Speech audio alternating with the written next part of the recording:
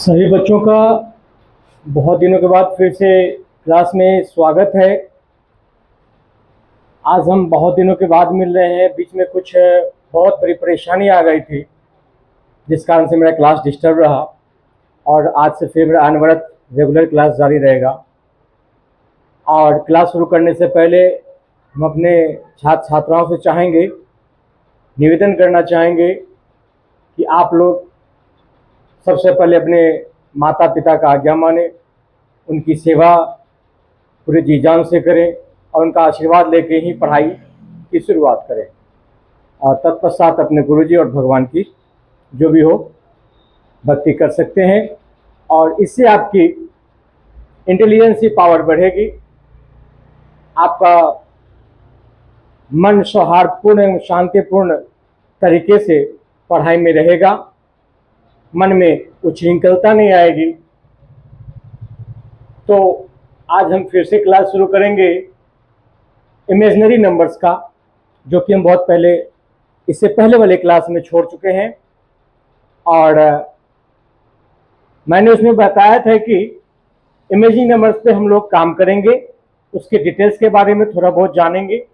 तो आज ये चैप्टर है, आते हैं इमेजिनरी नंबर्स पे। इमेजिनरी नंबर्स जिसका हिंदी होता है काल्पनिक संख्याएं, और कॉम्प्लेक्स नंबर्स समिश्र संख्या, दोनों को एक साथ जानेंगे। तो इसको इंग्लिश में डिफाइन करेंगे। An imaginary number is a number that can be expressed as a real number multiplied by the imaginary unit i, जो कि हम पहले बता चुके हैं। आई का मतलब आयोटा होता है, काल्पनिक यूनिट है, इमेजिनरी यूनिट है, where i is defined as the square root of under root -1 equal to -1। यानी आई का वैल्यू अंडर रूट -1 होता है, और इसका जब स्क्वायर करेंगे तो -1 प्राप्त होगा। इसी बात को हम हिंदी में बोल सकते हैं, हिंदी में डिफाइन करेंगे। काल्पनिक संख्या वे संख्याएं होती है जिनका वर्ग करने पर ऋणात्मक संख्या प्राप्त होती है, और भी कर सकते हैं, लेकिन वर्ग करने पर ऋणात्मक संख्या प्राप्त होती है। जैसे कि as i equal to under root -1, जैसा कि हम बता चुके हैं, और आई लेंगे -i और i4 करेंगे 1 एटसेट्रा, इस तरह से हम लोग करते जाएंगे।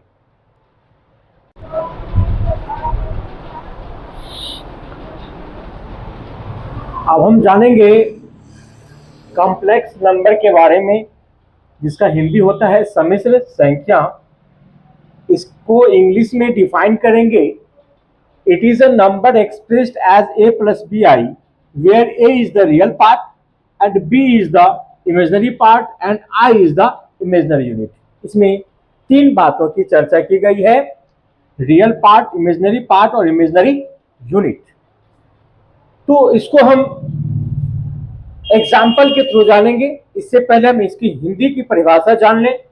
किसी वास्तविक संख्या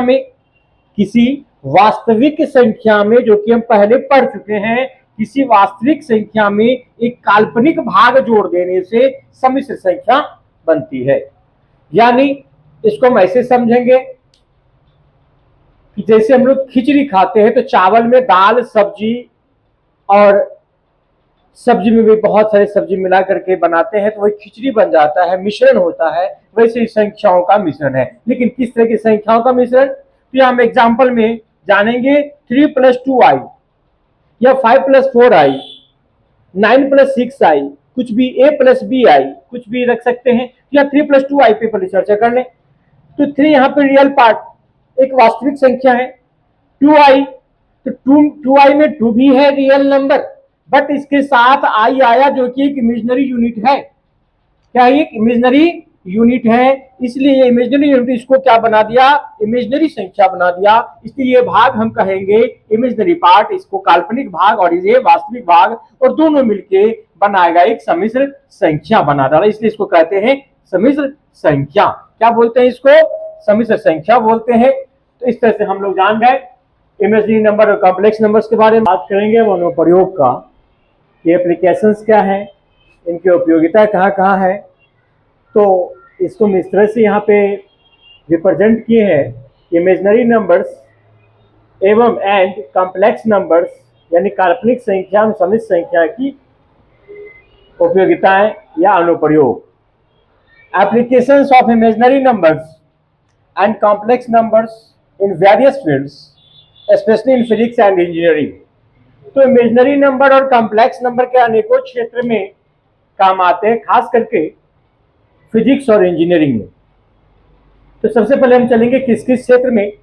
signal processing, electromagnetism, flood dynamics, quantum mechanics, control system in robotics and automation. In robotics के क्षेत्र में भी काम आते हैं।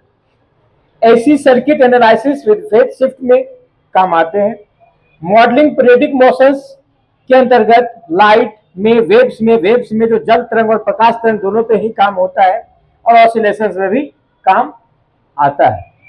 अदर एप्लीकेशंस की बात करें, अन्य इसके जो अनुप्रयोग हैं वह है इकोनॉमिक्स और फाइनेंस के क्षेत्र में, कंप्यूटर साइंस इन कंप्यूटर ग्राफिक्स में, इसमें कंप्यूटर ग्राफिक्स किया जाता है, and for rotating points and 2D images जिसमें निर्माण किया जाता है, तो उस क्षेत्र में भी होता है। अब मेडिकल की बात करें, मेडिकल क्षेत्र में जैसे कि हम MRI करवाते हैं, CT स्कैन करवाते हैं, उसमें भी इमेजिनरी नंबर का यूज है।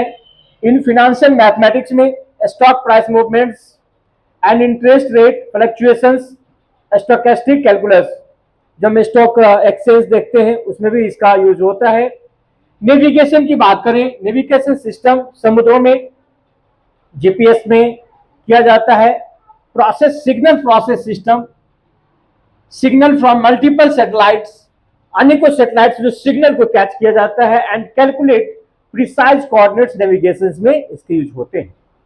ऑप्टिकल की बात करें, इन ऑप्टिकल इंजीनियरिंग में ऑप्टिकल सिस्टम, जो आंख से जुड़े हुए सिस्टम ऑप्टिकल सिस्टम में, जैसे कि lenses, mirrors and laser system में जो लेजर ऑपरेशन किया जाता है, उसमें जो कैलकुलेशन होता है उसमें भी इमेजिनरी नंबर का यूज होता है, इसके अनुप्रयोग होते हैं।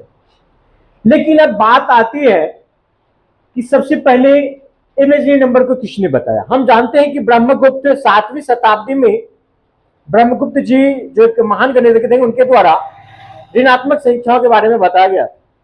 लेकिन इमेजिनरी संख्या के बारे में जहां तक प्राप्त जानकारी है, firstly concept related to imaginary numbers was the ancient Greek mathematician.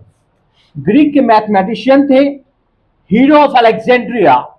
Hero ने, मैथमेटिशियन हीरो जो थे, उन्होंने इसको सबसे पहले पता लगाया था। इमेजिनरी नंबर का सबसे पहले उन्होंने पता लगाया था इन 50 AD में, 50 ईस्वी। जबकि इसका विशेष रूप से स्टडी जो किया गया और वृहद रूप में जो बताया गया वो थे Italian mathematician Girolamo Cardano, who first used them in a significant way. उन्होंने इसको वृहद रूप में बताया इन 1545 में, 1545 ईस्वी, व्हेन सॉल्विंग क्यूबिक इक्वेशन, जब वो क्यूबिक इक्वेशन पे शोध कर रहे थे, जब उस पे कुछ बना रहे थे, सॉल्व कर रहे थे, हल कर रहे थे, उस समय उन्होंने इसको वृहद रूप में बताया, और आज हम लोग इसके उपयोग को, इसके सिस्टम को अच्छी तरह से जानते हैं। ये था इमेजिनरी नंबर और कॉम्प्लेक्स नंबर्स की सारी जानकारियां। अब आगे के क्लास में हम लोग जानेंगे रोमन न्यूमरल्स के बारे में, वो भी डिटेल्स में।